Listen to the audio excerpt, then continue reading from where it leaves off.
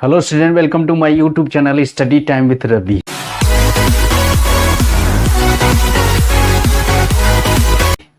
मैं हूं रवि कांतपाल। यदि आप मेरे चैनल पर नए हैं तो मेरे चैनल को सब्सक्राइब करें, मेरे वीडियो को लाइक शेयर उस पर कमेंट करें और नई वीडियो की नोटिफिकेशन के लिए बेल आइकन जरूर दबाएं।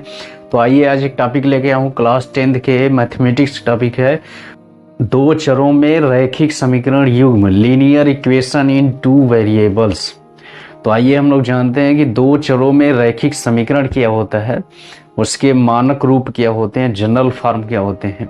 अब इसमें देखिए दो चरों में रैखिक समीकरण क्या होता है कि समीकरण ax प्लस by प्लस सी बराबर 0, ये जो समीकरण होता है इसको दो चरों में रैखिक समीकरण कहा जाता है, क्योंकि इसमें दो चर है x और y है और ये अचर ए बी सी जब होते हैं, ये ए बी सी इस प्रकार होते हैं कि यहाँ ए बी तथा सी वास्तविक संख्याएं होती हैं, वास्तविक संख्याएं होती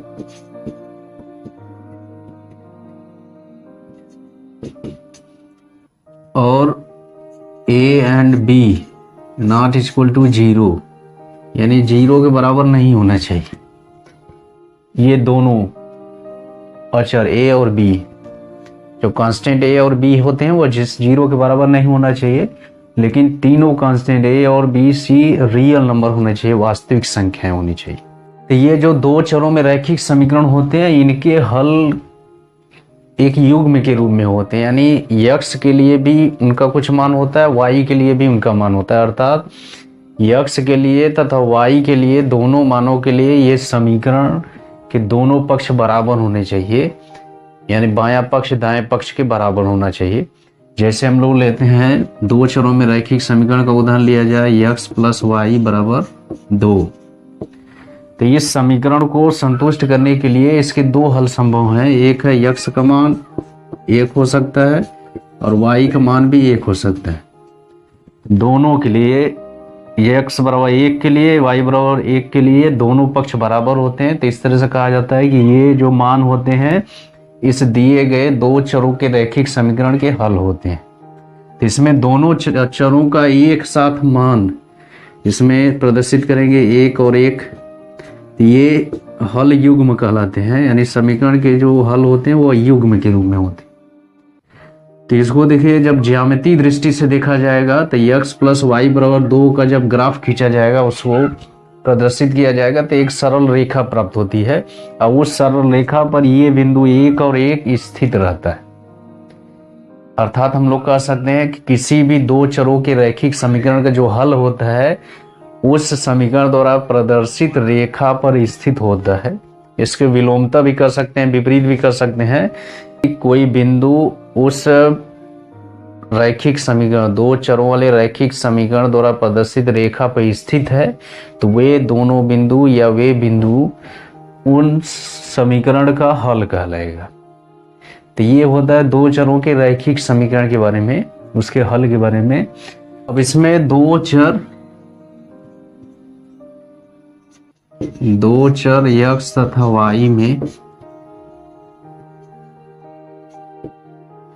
y में रैखिक समीकरण का व्यापक रूप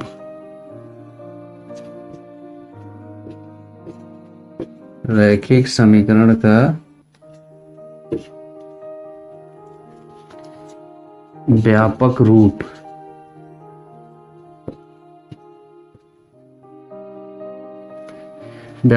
इसमें लिख सकते हैं हम लोग a1x plus b1y plus c1 बराबर 0 का दूसरा युग्म लिख सकते हैं a2x plus b2y plus c2 बराबर 0।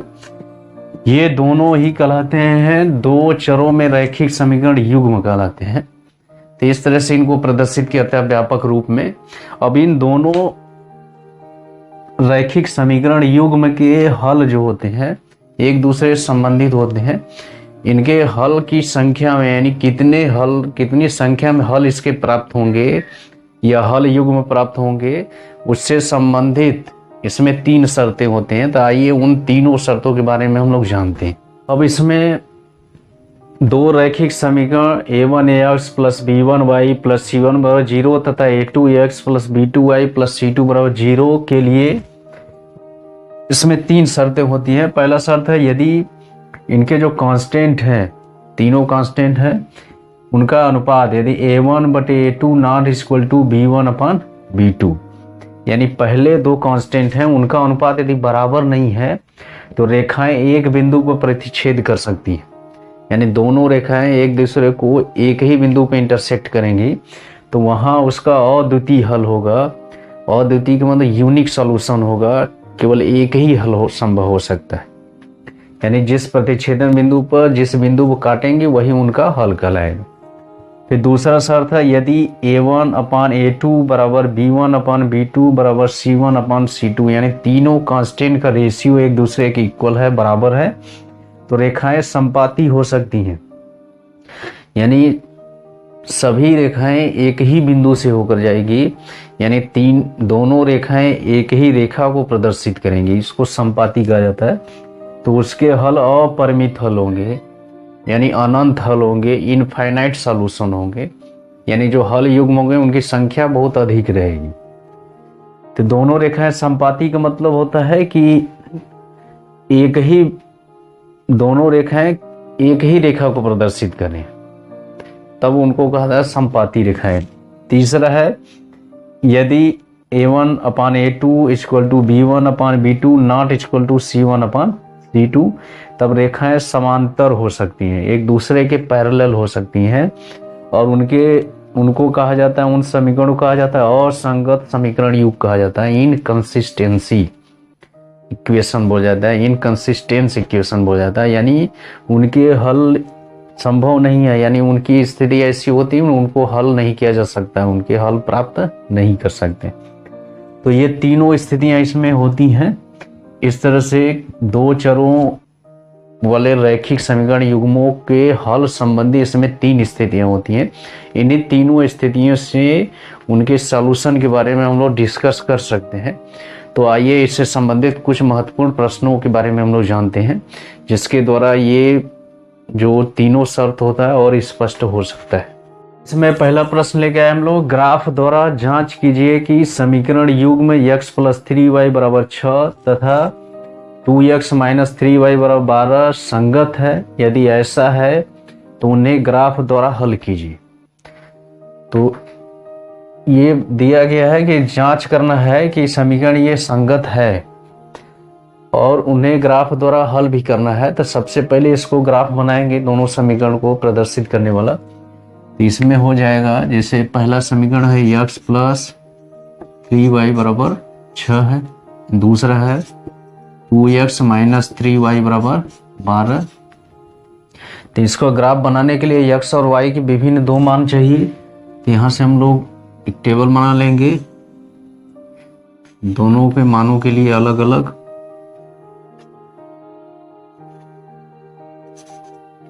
x y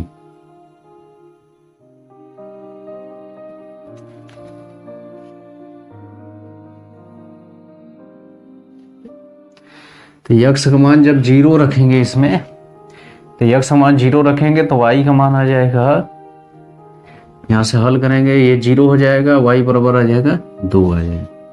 और जब x का मान 3 रखेंगे तो ये 3 इधर चला जाएगा, -3, 3 में से 3 गया, यानी y का मान 1 आ जाएगा। और जब x का मान 6 रखेंगे तो यहाँ 6 रखेंगे तो ये उधर चला जाएगा, 0 हो जाएगा, y का मान 0 हो जाएगा। फिर -3 रखेंगे तो जब -3 रखेंगे तो इधर 9 हो जाएगा, 9 में से 3 से डिवाइड करेंगे 3, यानी x और y का मान ऐसा चयन करेंगे उसमें x और y का मान पूर्णांक है, हल पूर्णांक है, तब उसको संख्या रेखा पर आसानी से प्रदर्शित कर सकते हैं। इसी तरह से इसके लिए x y का मान निकालेंगे।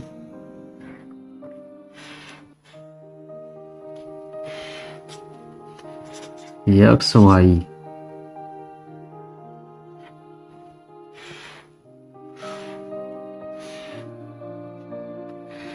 0 रखेंगे तो जब x का मान 0 रखेंगे तो y का मान आ जाएगा -4।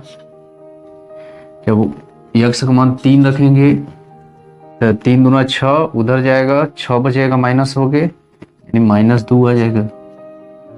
और जब x का मान 6 रखेंगे तो 6 दूना 12, उधर जाएगा 0, y का मान 0 आ जाएगा। जिसके बाद -3 जब रखेंगे तो -3 यहाँ रखेंगे तो -6 हो जाएगा, उधर भेजेंगे +6 यानी 18, 3 6 18 यानी -6 आ जाएगा। इस तरह से दोनों समीकरण के हल मान x और y ज्ञात हो गए। इन बिंदुओं को ग्राफ द्वारा प्रदर्शित करेंगे तो इस तरह से मिलेगा। देखिए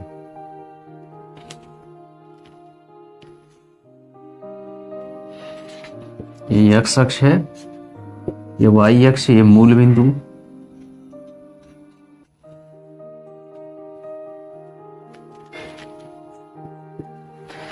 अब यहां से इन रेखाओं को प्रदर्शित करेंगे। सबसे पहले इस रेखा को प्रदर्शित करते हैं। तो यहाँ x y यानी 0 2 है, x का मान 0 और 2, तो यहां पाएगा ये बिंदु।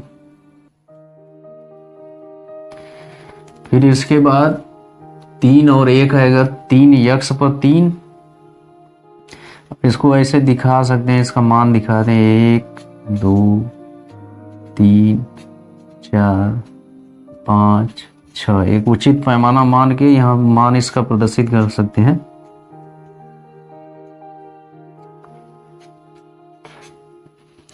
-5 -6 इधर दिखाएंगे।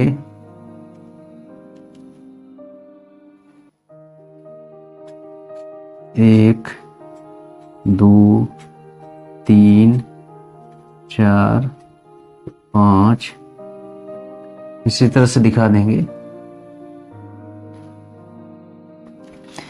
अब इधर नीचे दिखाएंगे माइनस में -1 -2 -3 -4 -5 -6।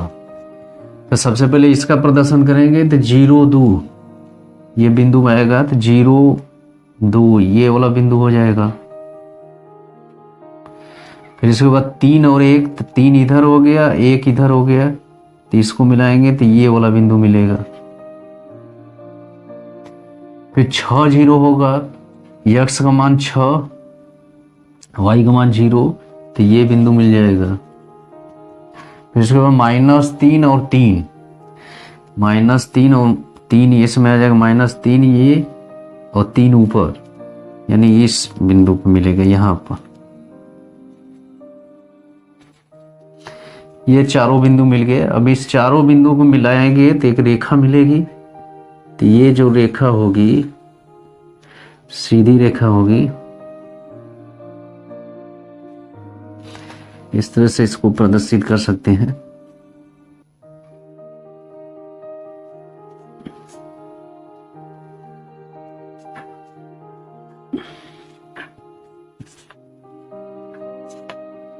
ये जो रेखा होगी इसको प्रदर्शित करेगी पहले वाले समीकरण को। पहला वाला समीकरण यही रहेगा, x + 3y = 6। तो इसमें यदि बिंदु प्रदर्शित करना पड़े तो प्रदर्शित कर सकते हैं। इसमें पहला बिंदु, दूसरा, तीसरा, चौथा दिखा सकते हैं। इसी तरह से इसका प्रदर्शन किया जाए। 0 -4 0 -4 y अक्ष पर -4 है, तो यहां बिंदु मिलेगा। 3 -2 3 इधर मिलेगा, -2 इधर मिलेगा, यानी कुल मिला जुला के 3 और -2 यहाँ पर मिलेगा। 6 0 वही पर मिल गया बिंदु, ये 6 0। -3 और -6, तो -3 इधर हो गया, -6 इधर हो गया, तो ये इधर मिलेगा, यहाँ बिंदु मिलेगा। अब ये 4 बिंदु मिलेंगे, इन चारों बिंदुओं को मिलाएंगे तो ये रेखा इस तरह से मिलेगी।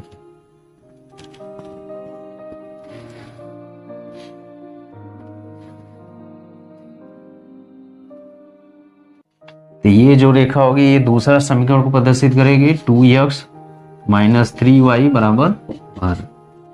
तो ये चित्र में दोनों रेखाओं का निरूपण है।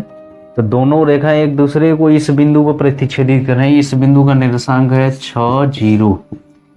तो जिस बिंदु पर प्रतिच्छेदित कर देंगे वही उसका हल कहलाता है। तो ये अद्वितीय हल है, यानी ये जो समीकरण है ये संगत है, समीकरण युग्म संगत है, यानी कंसिस्टेंसी है इसमें।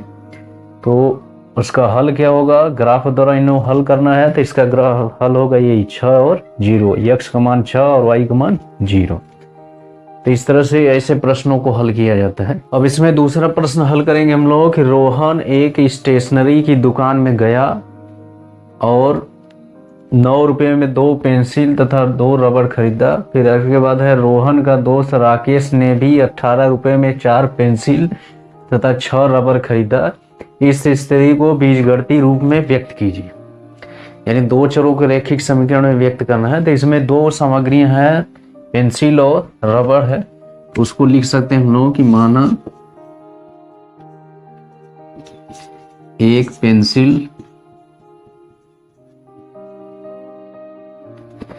पेंसिल का मूल्य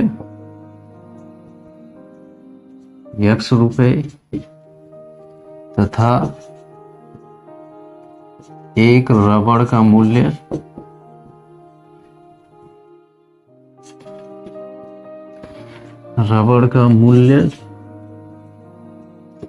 y रुपए है। तो प्रश्नानुसार लिख सकते हैं हम लोग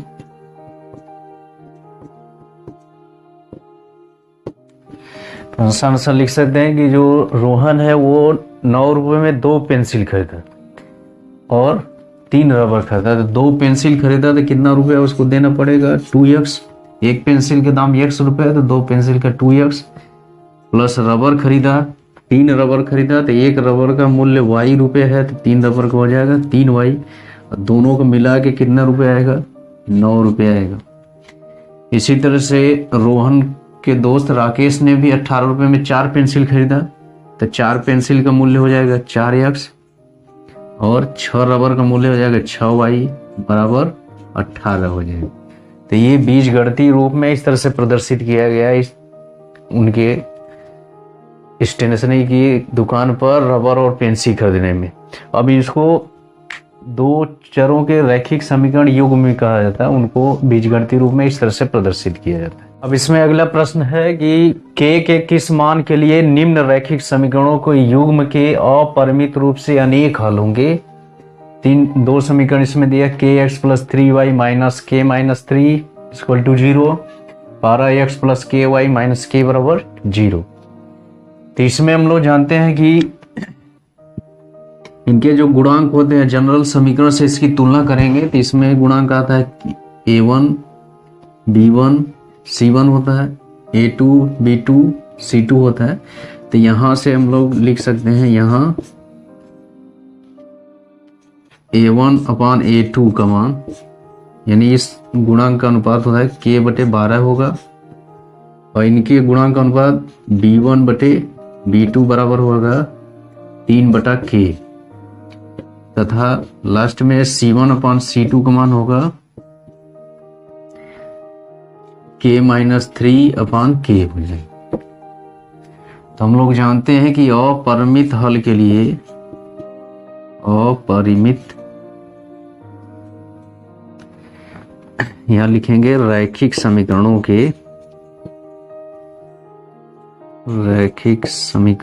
के अपरिमित हल के लिए इसमें शर्त होता है तीनों गुणांकों के अनुपात बराबर होते हैं, अर्थात a1 बटे a2 बराबर b1 बटे b2 बराबर c1 बटे c2। अब इसमें मान रख देंगे आ जाएगा k बटे 12 बराबर आ जाएगा 3 बटे k बराबर k माइनस 3 बटे k। तो 3 संबंध बराबर आएंगे। तो इसमें 2 को बारी बारी से 2 को लेके k का मान निकाल सकते हैं। तो यानी इन दोनों को लिया जाए, तब यहाँ से तिरे गुणा करेंगे, k बटे 12 बराबर लिख सकें 3 बटे k।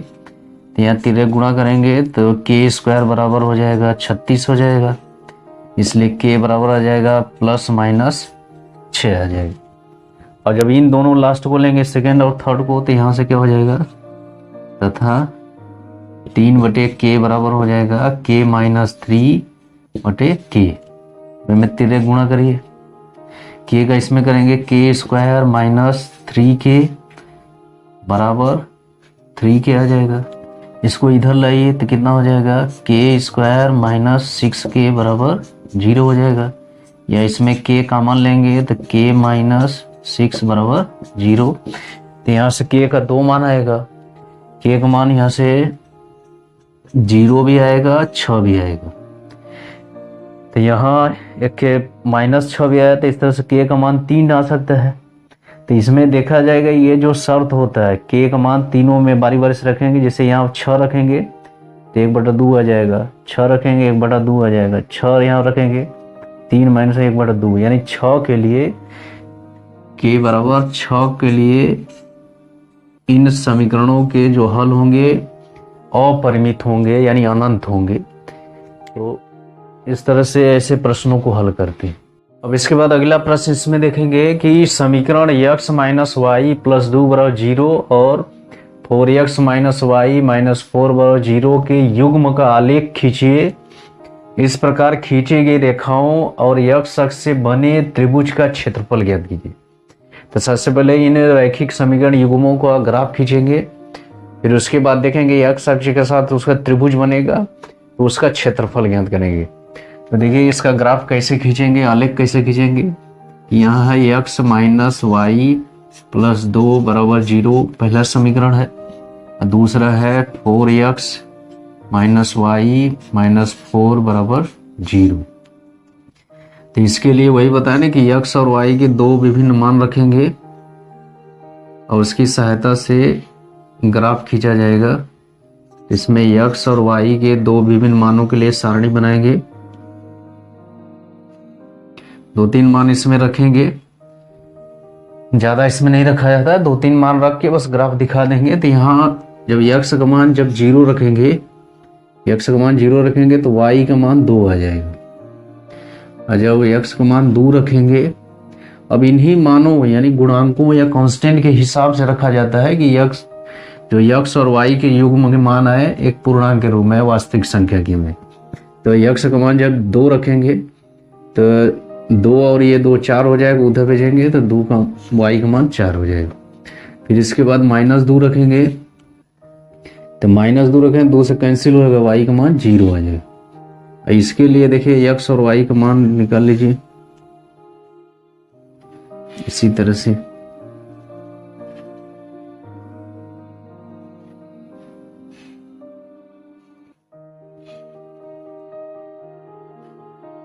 इसमें 0 रखेंगे जब x का मान तो y का मान आ जाएगा -4 0 पर, क्योंकि यहाँ 0 हो जाएगा, y 4 को इधर भेजेंगे +4 y माइनस हो जाएगा। फिर इसके बाद x का मान जब 1 रखेंगे तो 4 आएगा, +4 यहाँ -4 कैंसिल हो जाएगा, y का मान 0 आ जाएगा। फिर इसके बाद x का मान 2 रखेंगे तो 2 चौके 8 हो जाएगा, -4 निकलेगा, +4 उधर भेज देंगे -4 यानी y का मान 4 आ जाएगा। तो इनके मानों को अभी देखकर इसमें ग्राफ बना सकते हैं इस तरह से। देखिए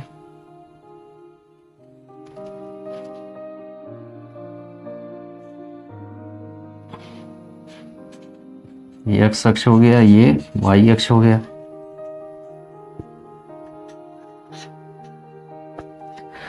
अब इसमें प्रदर्शित करेंगे तो इसके मान 0 से लेके 4 तक बढ़े तो यहाँ ग्राफ में दिखा देंगे, यहाँ एक निश्चित पैमाने में दिखा देंगे 1 2 3 4, इधर दिखा देंगे -1 -2 -3 -4, इधर दिखा देंगे ऊपर प्लस में 1 2 3 4, इधर दिखा देंगे -1 -2 -3 -4। सबसे पहले का खींचा है 0 2 का मतलब इसमें आ जाएगा x का मान 0 y का मान 2, तो ये वाला ग्राफ यहाँ बिंदु मिलेगा।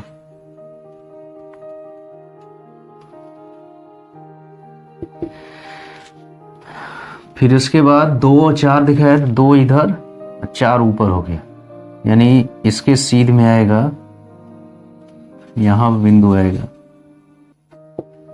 फिर उसके बाद -2 और 0, तो -2 ये हो गया, 0 उधर हो जाएगा। इस पर दिखा रहे हैं, तो ये 3 बिंदु दिखा सकते हैं। मान लीजिए इसको हम लोग प्रदर्शित कर दिए A, B, इसको C, तो ये वाला A बिंदु हो जाएगा और B वाला ये हो जाएगा और C ये हो जाएगा। अब तीनों बिंदुओं को मिला देंगे तो एक सरल रेखा मिलेगी। ये जो सरल रेखा होगी यही इस पहली रेखा को प्रदर्शित करेगा। फिर इसके बाद दूसरे बिंदु देखेंगे 0, -4, इस रेखा के लिए 0, -4, तो 0 हो गया x अक्ष पर और -4 इधर आ जाएगा। तो 0 और -4 y पर -4 तो यहाँ आएगा, 0 और -4 हो जाएगा। फिर इसके बाद 1 और 0, तो 1 यहाँ पर, 0 y का मान 0, तो ये वाला बिंदु हो जाएगा। फिर इसके बाद 2 और 4, तो 2 हो गया, 4 ऊपर दिखा देंगे, तो 2, 4 यहीं पर रहेगा। तो ये वाला जो बिंदु है ये संपाती हो जाएगा। इसको B दिखा सकते हैं, इसको D दिखा दिए, इसको E दिखा दिए। तो ये 0 और -4 वाला क्या हो गया, D बिंदु हो गया।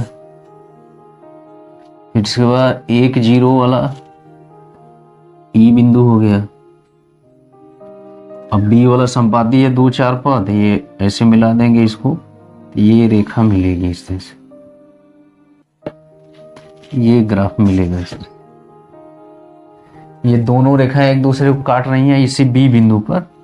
इन दोनों समीकरणों के हल इसी पर होंगे, B बिंदु पर होगा, यानी B बिंदु पर 2 और 4 इसका हल होगा। लेकिन हम लोग को ज्ञात करना है कि आलेख खींच लिए, फिर इसके बाद इससे x अक्ष के साथ बने त्रिभुज का क्षेत्रफल ज्ञात करना है। तो ये x अक्ष ये हो गया और ये रेखाएं काट रहे हैं, तो इनके बीच जो त्रिभुज बनेगा इस तरह से बनेगा। ये जो छायांकित है ये त्रिभुज इस तरह से बनेगा। तो इसका क्षेत्रफल निकालना है, तो क्षेत्रफल निकालना है तो इसमें क्या करेंगे, इस त्रिभुज का नाम हो जाएगा त्रिभुज BCE हो जाएगा, BCE का क्षेत्रफल। तो क्षेत्रफल हम लोग जानते हैं कि 1/2 गुणे होता है आधार गुणे ऊंचाई, बेस इंटू हाइट होता है त्रिभुज का क्षेत्रफल। तो इसमें हल लगेगा, आधार इसमें क्या होगा, नीचे वाला यही बेस होगा, CE होगा, 1/2 गुणे CE कर देंगे, गुणे ऊंचाई। तो यहाँ त्रिभुज की ऊंचाई यहाँ से इस बिंदु पर लंब लिखेंगे, खींचेंगे 2 पर, तो ये इसकी ऊंचाई होगी। इसको दिखाते P से प्रदर्शित कर दिए, तो BP जो होगा इसकी ऊंचाई होगा या शीर्ष लंब होगा BP, ये वाली ऊंचाई इसमें। तो यहाँ पर हल करेंगे, मान रखेंगे 1/2 गुणे CE। CE का मान होगा, अब यहाँ से लेके यहाँ तक की दूरी कितना होगा कि इतना 1 यूनिट है, ये 1 यूनिट, ये 1 यूनिट, 1, 2, 3 हो जाएगा। CE का मान 3 हो जाएगा, गुणे BP ये किसके बराबर होगा, 4 के बराबर। यहाँ 4 रख देंगे, बराबर यहाँ लिखेंगे, 4 2 से कटेगा 2, 2 3 6, 6 स्क्वायर यूनिट आ जाएगा। तो त्रिभुज का क्षेत्रफल इस तरह से इतना मान आएगा। तो इस तरह से प्रश्नों को हल करते हैं। तो इसमें 2 चरों के रैखिक समीकरणों से संबंधित कुछ महत्वपूर्ण प्रश्न इस तरह से हल किए, इसके आधार पर अनेक प्रश्नों को हल किया जा सकता है।